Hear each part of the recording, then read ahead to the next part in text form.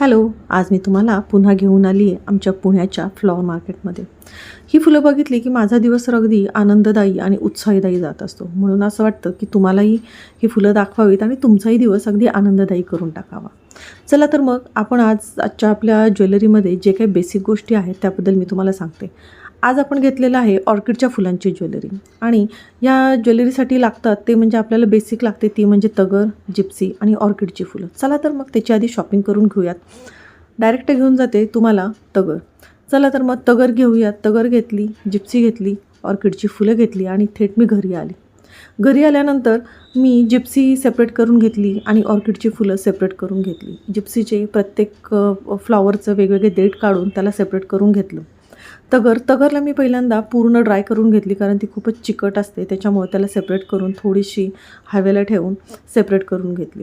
चला तर मग आता आपण आपल्या ज्वेलरीसाठी जे नेकलेस लागतं त्याचे 2 लेअर जे असतात ते असे बनवून घेऊयात. पूर्ण तर डिटेल नाही दाखवू शकत आहे, पण मी नेक्स्ट व्हिडिओमध्ये नक्कीच दाखवायचा प्रयत्न करेन. तर अशा टाईपमध्ये 2 नेकलेसचे आपल्याला लेअर तयार झालेले आहेत.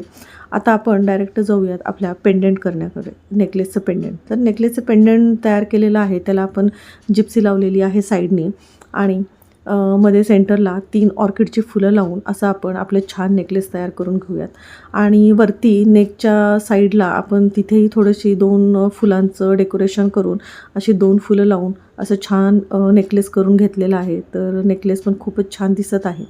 आता आपण बँगल्स करूयात. बँगल्समध्ये पण आपण साईडला जिप्सी लावलेली आहे आणि सेंटरमध्ये 2 ऑर्किडची फुलं लावून असं छान डेकोरेशन करून घेतलेलं आहे. दोन्ही साईडनी जिप्सी लावलेली आहे आणि कलेरी लावून बघू शकता तुम्ही असे बँगल्स तयार केलेले आहेत. आता करूयात आपण तो म्हणजे कंबरपट्टा. कंबरपट्टा सगळ्यात बायकांचं आवडती गोष्ट. तर कंबरपट्टा बघा आणि मला सांगा. पूर्ण सेट आता मी तुम्हाला दाखवत आहे, तो पूर्ण सेट बघा आणि मला नक्की कमेंट करून सांगा की तुम्हाला ऑर्किडची फुलं, जिप्सी आणि तगर ह्यांचं कॉम्बिनेशन कसं वाटलं आणि मी केलेला सेट तुम्हाला कसा वाटला हे मला कमेंट करून नक्कीच सांगा. थँक्यू.